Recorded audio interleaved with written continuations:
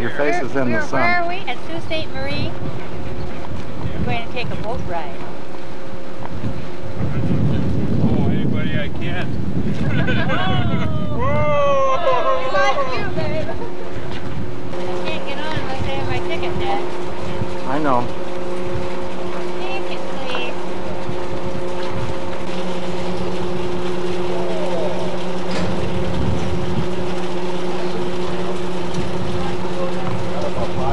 No.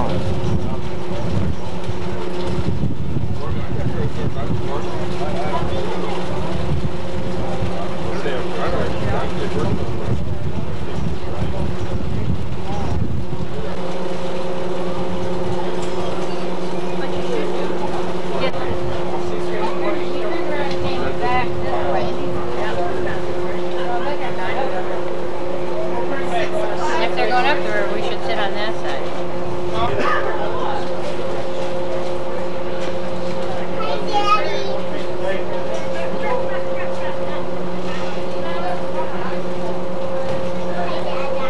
1,000 items are handled by the Ojibwe.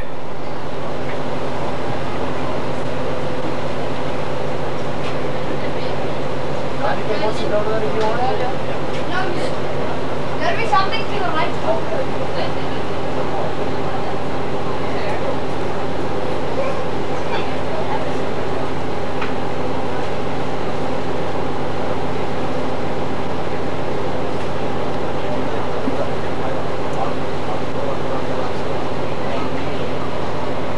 The city of Sault Ste. Marie, Michigan has a long and colorful history. A young French soldier named Etienne Brulé arrived here in 1622 and found this area to be the center of Indian life on the upper Great Lakes. After that, many Frenchmen passed through here, but their mission was to explore and trade with the Indians, not to settle here. Then in 1668, Father Marquette arrived here to carry the message of Christianity to the Indians. He built a chapel and a residence, and these became the first permanent buildings in Michigan. Next, fur trading posts were established. Iron ore and copper were discovered in Upper Michigan. The lumbering industry began and the settlement started to grow. In 1822, the first Indian agent, Henry Schoolcraft, arrived in the Sioux. A year later, he married the granddaughter of Chief Wabajig, a renowned Indian poet and storyteller. Schoolcraft made a study of the Indians, aided by his wife, who had been educated in Montreal, Canada, and in Europe. He wrote down in detail the knowledge he gained of their life and legends in a book, and then sent a copy of this book to his cousin, Henry Wadsworth Longfellow. Schoolcraft's book formed the basis for Longfellow's epic poem, Hiawatha.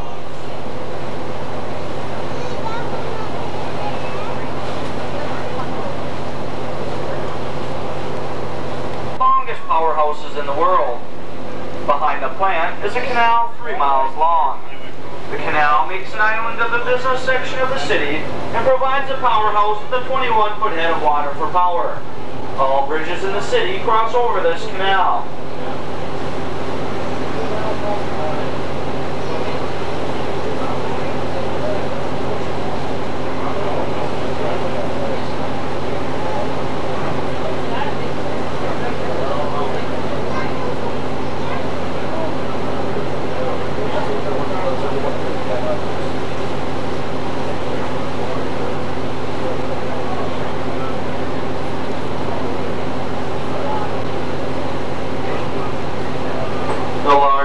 Freighter moored in the slip to our left is named the Valley Camp and was formerly owned by the Republic Steel Corporation.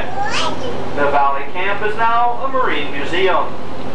In the display area of her cargo hold are 2 of the lifeboats from the freighter Edmund Fitzgerald, which sank during a storm on November 10, 1975. All of the Fitzgerald's crew lost their lives as the ship sank 550 feet to the bottom of Lake Superior.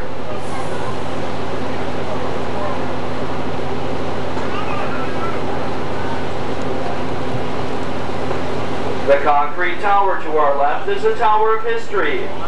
It is 210 feet high and contains 3 observation platforms near its top, enabling visitors to see in all directions. This tower was built as a memorial to the first French missionaries who arrived here over 300 years ago.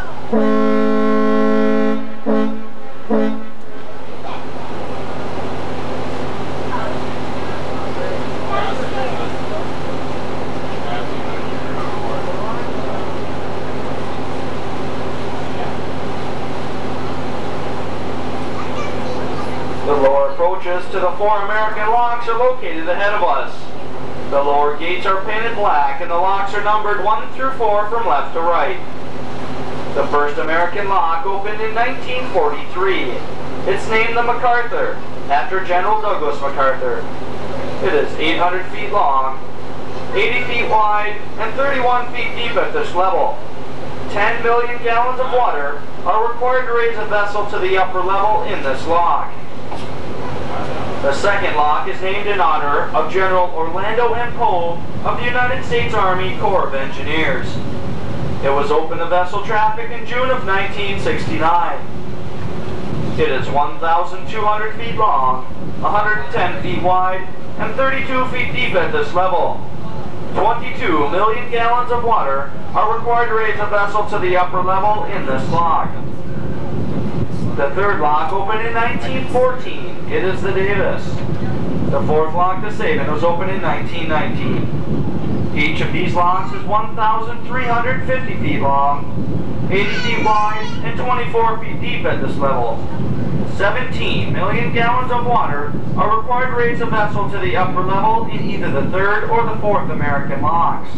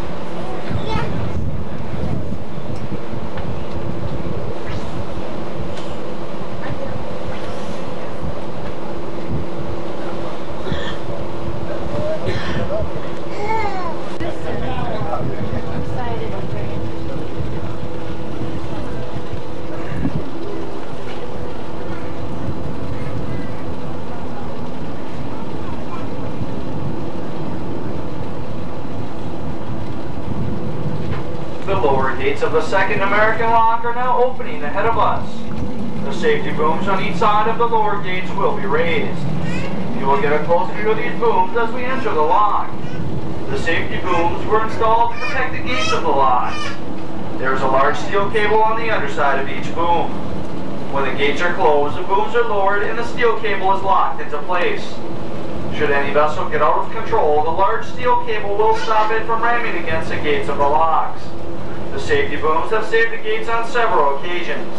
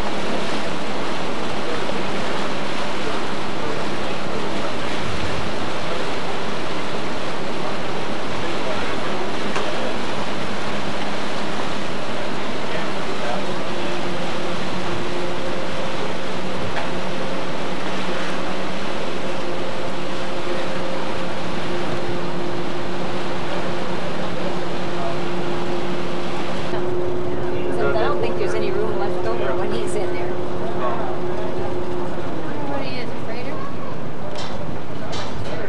Yeah, looks like it. It's that much higher up.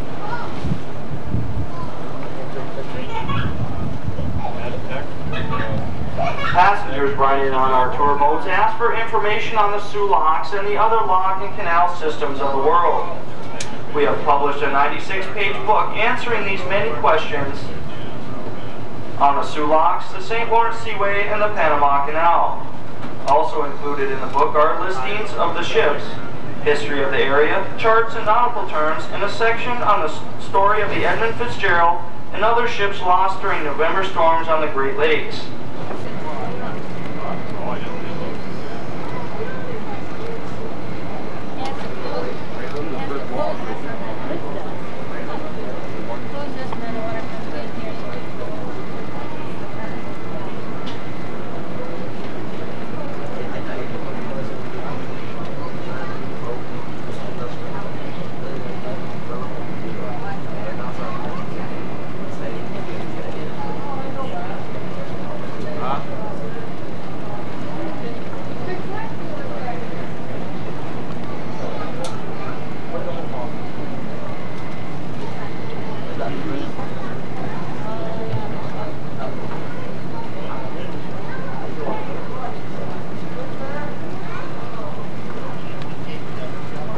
The water on the other side of the gates ahead of us is about 3 feet from the top of the gates, 21 feet higher than the water level we entered in on.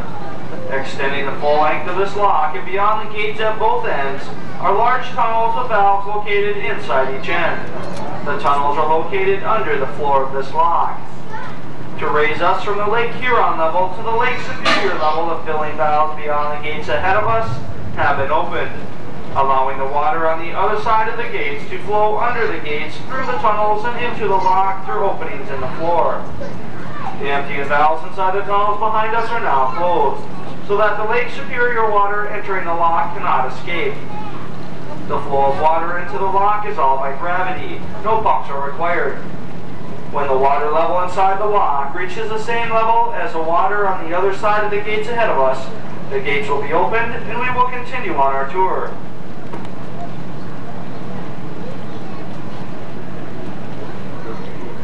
The Sault locks are in operation from the beginning of April until the end from the mines at the western end of Lake Superior. Approximately 2/3 of all the taconite produced in the United States and Canada moves through the locks here at the Sault. Freight eastbound from Lake Superior consists principally of iron ore, low sulfur coal, wheat, and other grains.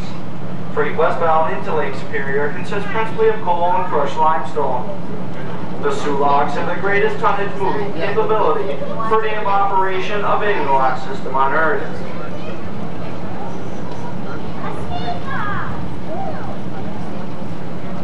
On the same location where the second lock is today, the state of Michigan built the first lock in 1855.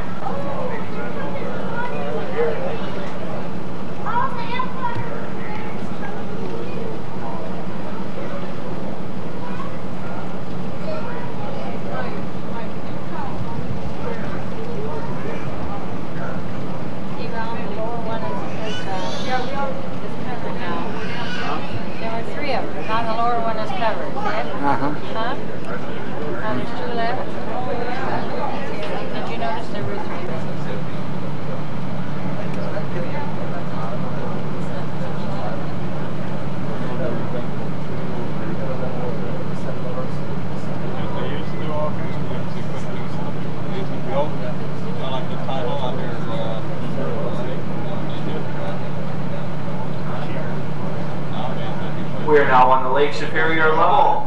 They are opening the gates ahead of us. Approximately 22 million gallons of water have flowed into this lock, raising us a total of 21 feet. You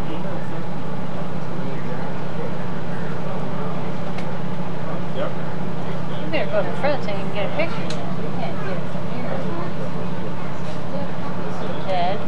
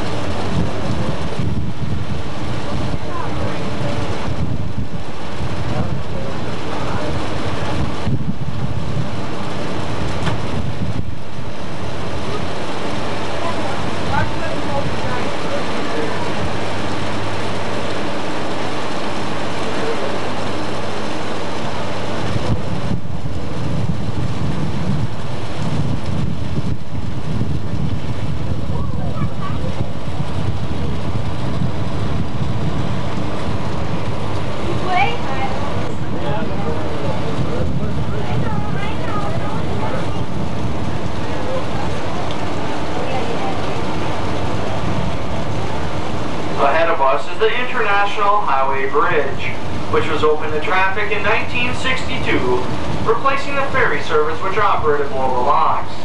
This is the only international crossing between Port Huron, 350 miles to the south, and the Ontario-Minnesota border, 580 miles to the west. It took 2 years to build, cost $20 million, and is 2 miles in length between the bridge plazas. Just past the highway bridge are sections of the Wisconsin Central Railway Bridge. The lift bridge crosses the canal above the first and second locks. The Bastille or Jackknife Bridge crosses the canal above the third and fourth locks and is the largest bridge of this type in the world.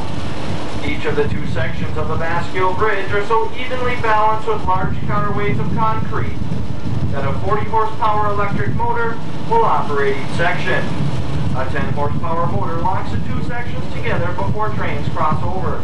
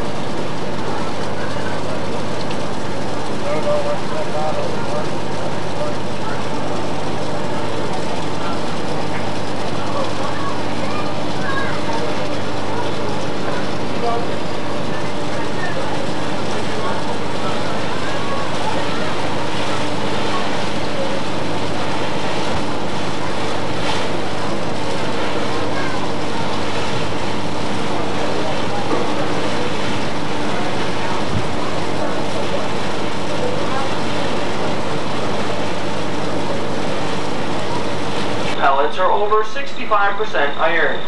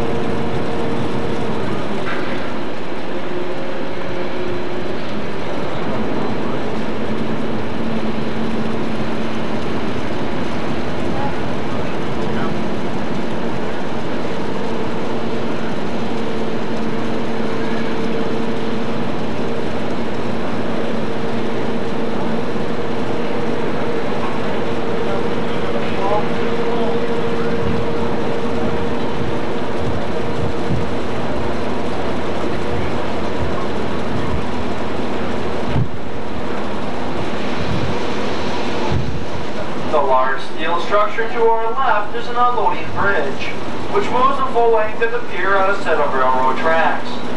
A large bucket on the underside of the unloading bridge is capable of unloading freighters, but is mainly used to transfer the raw materials from dock storage area to train cars on top of the trestle. The train cars then take the raw materials to the blast furnaces.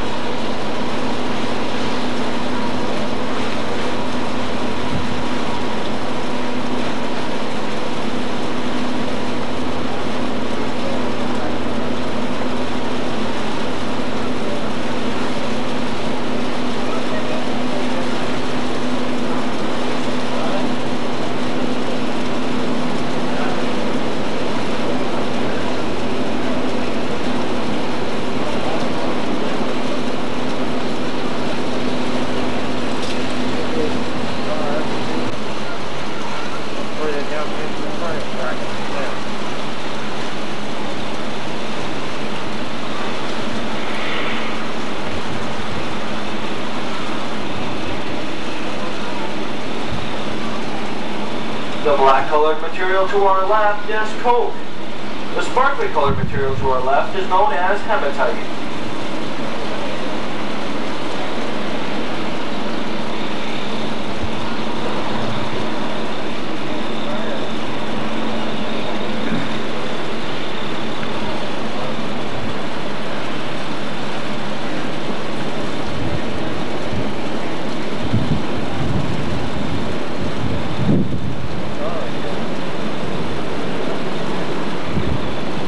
The gray colored material to our left, which is now being cooled with water, is sinter. Sinter is iron ore dust and coke fused together over a hot flame to give it sufficient weight so it won't be blown away when admitted to the blast furnaces. Sinter is used in the blast furnaces in the same manner as taconite iron ore pellets.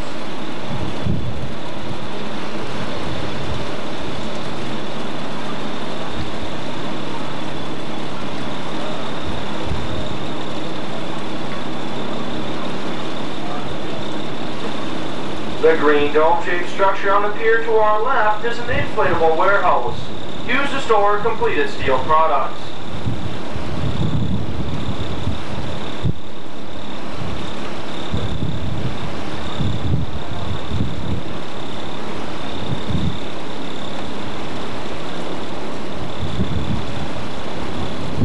At this time in our tour, we would normally proceed down the Canadian Canal to the Canadian Lock.